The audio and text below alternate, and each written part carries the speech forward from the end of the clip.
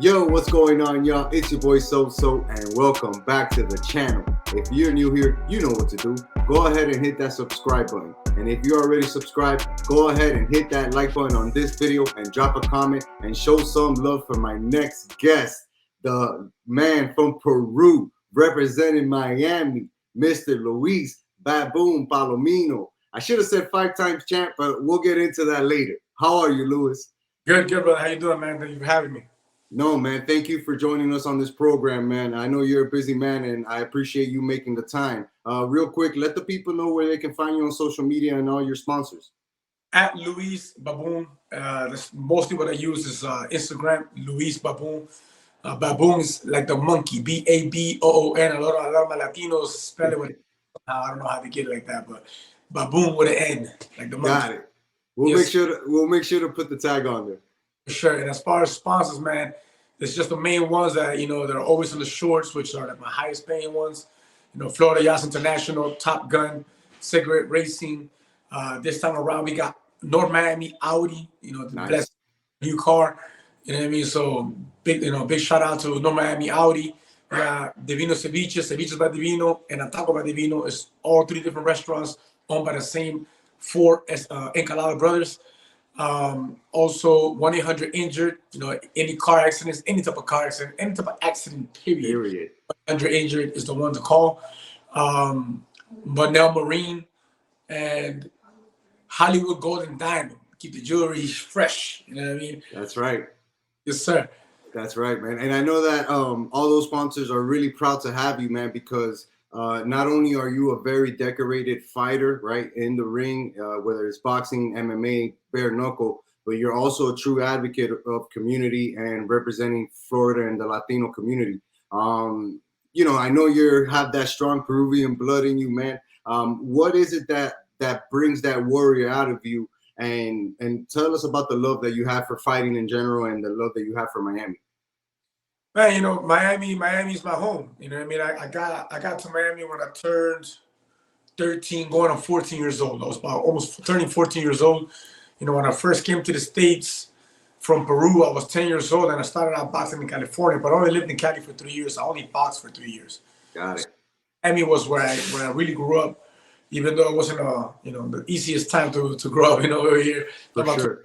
Back, drowning in gang activity out here, and bad decisions and just bad street corners on every side you go to, but we made the best out of it, fighting, like my brother Yuli says. And it's funny because I never thought about it like that until I started hearing Yuli Monster say it. You know what I mean? He would say, boxing saved my life, and I say the MMA, the fighting world did indeed save my life, because I know people that are still in prison today that just came out of prison not too long ago or that are dead. And if it wasn't for the sports, if it wasn't for combat sports, who knows where I'd be right now, Yeah, man. And you know what? It's a sport that usually brings people in from that rough community, right? Those communities that don't have the most resources and stuff like that. That's where you tend to find the most people with that warrior spirit, that fighting spirit. And it's no mystery to see those guys transition into fighting and all types of pro combat sports. You mentioned MMA, you mentioned boxing. I really want to know what stuck out for you for bare knuckle fighting, because it seems like you're not only extremely good at it, but it's something that you were built for with your stature and how patient you are in the game. What do you love about bare knuckle fighting? Man, it's the fact that, if we talk about from growing up to today, I've always been one to trade. I want to trade. I want to feel my opponent. I want to feel my opponent's pressure. I want to give my opponent that pressure. It's a thing of conquering the other man, right? At least in that war, right? In that war, where growing up in the streets here, this whole gang activity wasn't my thing, because I never thought there was heart in jumping a person. And 5 different people. I thought the real bravery came from one-on-one, Right. Not in the end, and then the mutual respect afterwards if you were mature enough to show that. Right. But to me, it's like every time that I try to look for that MMA, if you look at my career, nobody ever gave me damage. The only damage I absorbed in my MMA career was the most known fight that I have in my name, which is with Justin Gagey. Right. We had over 10 million views on YouTube in our first sighting, you know, when we fought the second time. And I went in 3 fights in one night tournament to fight him That's for. Right.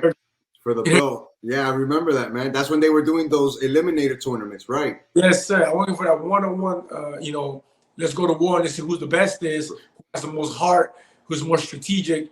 But back then, you know, I kept losing to like wrestlers or grapplers that would just take me down, hold me down, wouldn't produce any damage. Right. So I have no problem losing a fight where I'm being damaged, you know, and I got to tap out or whatnot, right? Right. I'm losing fights due to cage control. And there's like a guy that's taking me down, stopping all the action. People are booing. You're not hurting me. You're not putting me in any danger. Right. At some time, I'm going to get up and I'm going to get out and I'm going to hurt you. That's how it would happen in a real fight, right? Because you can't finish me. I'm a black belt under Sensei and Noah Verde in jiu-jitsu. And, you know, I didn't get finished. I only got finished in my first 10 fights twice. Yeah. Submissions, and that was it. I don't lose the submissions ever again. You know, a third time. The third time was the last one, which was what's his name? He was the champion, the reigning champion for 145 in Bellator, and he caught me with a Japanese necktie. That's a hard move to get out of. Let me tell you. I escaped the Japanese necktie, and little did I know, I landed a damn Peruvian necktie. Nice. Damn. So, like, you know, it's not something that he went after. It's Right. something that happened. You know what I mean? I happened to escape the Japanese, and he went to the Peruvian necktie, and I was already gassing out at that point. He got me really good, and I tapped out. And I said that will be the last time I ever tap out in my life, and that was the last time that anybody ever got me with a submission. Correct. You know, years after that, and I never got caught again. You know, so, you know, having all that said, man, to answer your question directly, is the fact that now in bare knuckle, why I'm the undefeated, why I'm the undisputed double and only bare knuckle world champion in the world is because there is no one that can match me. There is no one that can game. There's a reason why I've defended my belt 4 times, and now I'm the double world bare knuckle world champion, which is 5 titles. You know what I mean? Right. And now I'm going to defend, you know, for the 5th time, only the 155 pounds, to then move it to 165. And the reason behind this is because I cannot be beat in this game. I was born for this game right here. They have no choice now but to answer to my hands. They have no choice but to trade with me. There is no takedowns. Right. There's kicks. There's nothing that can save them from trading with me. And they're going to have to think and have their heart in the right place if they want to get me down. I love that, man. You know, you mentioned your career in bare knuckle. You're 7-0. You've defended your belt 4 times, like you said, consecutively. And you're going up against Tom Schoaf, who has a lot of bare knuckle experience. Usually there's not a lot of guys who have 7 career bare knuckle fights like he has. He's an interesting matchup for you. And he's a guy who doesn't shy away from what you're talking about, meeting you head up and saying, all right, let's see who's the better man here. Mutual respect going in, mutual respect going out. But in here, we're going to have a war. Yeah, 1,000%. Look, Tom Schoaf, when the name came up, you know, like I called Dave, man, and I only have 2 questions, you know. What weight class am I fighting in? Because I need to know if I'm going up or going down. Right. Who am I fighting? Because I need to know, am I fighting a southpaw? Am I fighting a right-handed? Am I fighting a tall, short guy, explosive, slow guy? I need to know what I'm getting ready for. Other than I get a name. If I get a name, okay, then that's who I'm fighting. Okay, how much am I getting paid? Okay, for that person. Okay, good. Done deal. Let's go to war. So I think, you know, having over 10 fights in the organization, more fights than I have, he's well deserving of a title shot. You know, having said that, he's just not the one to beat me. He's too slow. He has a very respectful right hand. I have to respect his right hand. He has and he's dropped some people with it. He's finished some people with it. He got some pretty nice check hook going backwards. That's it. There's no speed in him. There's nothing that he does better than I do. Got it. That doesn't mean that he is not good or he is not a bad man, or I'm not putting down none of his skills. I'm just comparing his skill to what I present. Right. He doesn't have the speed I present. He doesn't have the tools I present. Like, I have a lot of tools in the toolbox, man. I can do a lot of things. I can fight him southpaw if I want. I can go inside the pocket. I can fight him from outside the pocket. It doesn't matter if he has to reach. You know what I mean? I can go Right. and him, or I can go and I can finish him if I want. Mm. It's all a matter of a choice that he gives me, according to how he fights me. You know what I mean? So he's just not the one to beat me. You know, I beat him. I knock him out before the second round. That's for sure. Oof, I like that, man. Because like you said, I feel like stylistically, this fight is a very entertaining fight, right? You got two warriors who are very experienced, who are putting themselves, like I said earlier, on the path to say, let's see who's better, mano y mano, right? And for you, while he has that experience of being in bare knuckle, you have that experience of defending your belt, and you know what it takes to face an opponent and say, you're not taking this belt from me tonight because this is mine, and I'm leaving with it no matter what. Sir. Yes, sir. That's it, man. That's all it's about. That's what I've been working for, Awesome, man. And I wanted to ask you something fun too to keep it kind of light. I saw you do a little bit of acting on your Instagram. You were in the videos, and I was like, oh shit, my man has some talent here. Is this something that you're going to try to pursue in 2023? Because I think it might be a natural transition for you. Man, look, fighting was never a dream for me. Got it. Fighting was something that I realized that I'm good at. Mm. I didn't take shit from nobody. People mess with the wrong person. I was very skinny, very small, and I would just clip them and they would drop. And I was like, okay, there's something there, right? Right. So I went into boxing and MMA and all that. But the real dream as a kid was doing movies. That was the real dream. I just never saw it possible. But I'm not gonna block myself from my dreams anymore because right. I did so much work in MMA. One of the big, I would say the biggest reason why, and people ask me this all the time from all over the world, right? Especially South America. Like, why not UFC? Why not UFC? I beat so many people that after I beat them with my loss, a knockout loss with me, they've gone into UFC. I beat so many of them. It's ridiculous. I beat George Masvidal.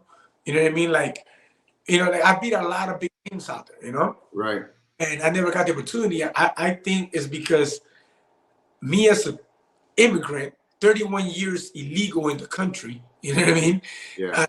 Never a realistic possibility for me. Right. And by saying that to myself, I blocked my own future. Right. I took away my own chances of going to the UFC because I didn't think it was possible. Not because of skill, but because of the paper situation. There was times I had papers, there was times I didn't, there was times I had a work permit that I can get a license with, there was times I didn't, and so on. And so many years I went like that. And I did some fights and I couldn't fight and I could fight, and that's how I did my life. And just about less than a year ago, I'm a permanent resident now. You know what I mean? I can travel, I can do everything I want.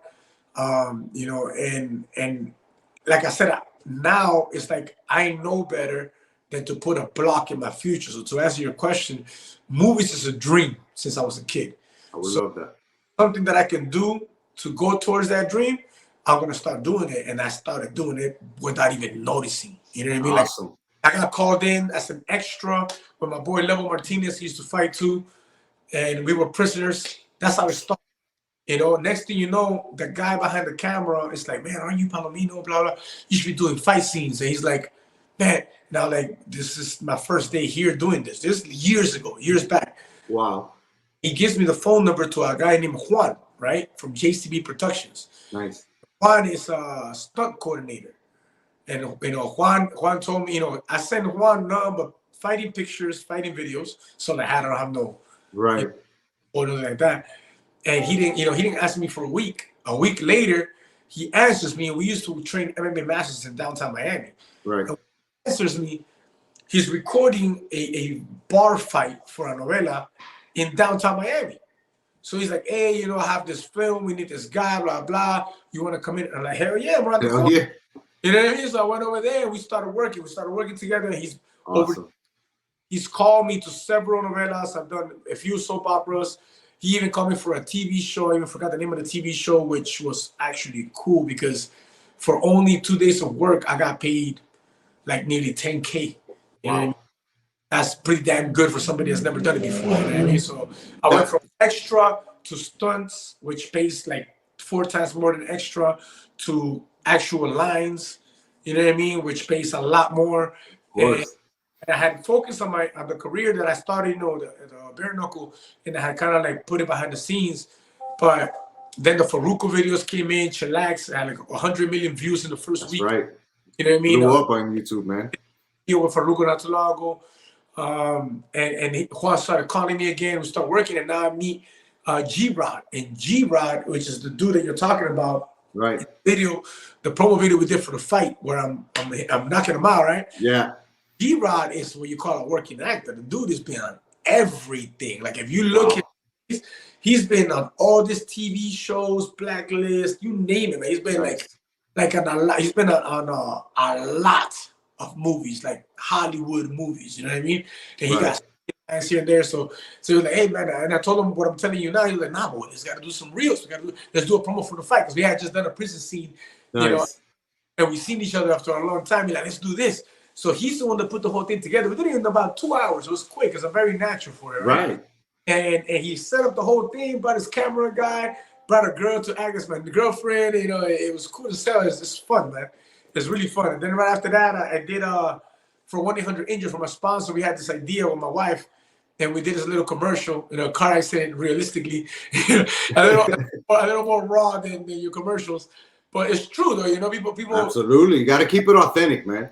Traffic and this traffic shit, and they get under emotions, and then they get this traffic rage, and next thing you know, you can get shot. You know what I mean? So I had one of my boys come buy a ticket, and like, "Oh, we're gonna use you," and we just did it right quick. It took like 1 hour, and we got a lot of hits from it. So yeah, definitely looking to do more work into that, man. I think that's something that is definitely up your alley, man, because like I said, you look like a natural when it comes to your acting and all those things that you're always doing. Even when you're doing your promo, right? You seem like smooth. Like I saw the Audi promo that you did, and you like dressed well, like just a smooth fighter, man. And I was like, you know what? This guy has it. After this fighting shit is over, he's gonna blow up, and I'm gonna be real happy that I have him here on my channel, man. Absolutely. Real quick, Luis, before we end up wrapping up, I wanted you to give a message to all of your fans in South America and in Miami and in Broward. What can they expect from you this upcoming fight night, Saturday, December 3rd at the Hard Rock, as you take on Tom Show for the belt? First off, man, when it comes to the fans, family, friends, you know, when it comes to you guys, before I can say anything, it's a thank you.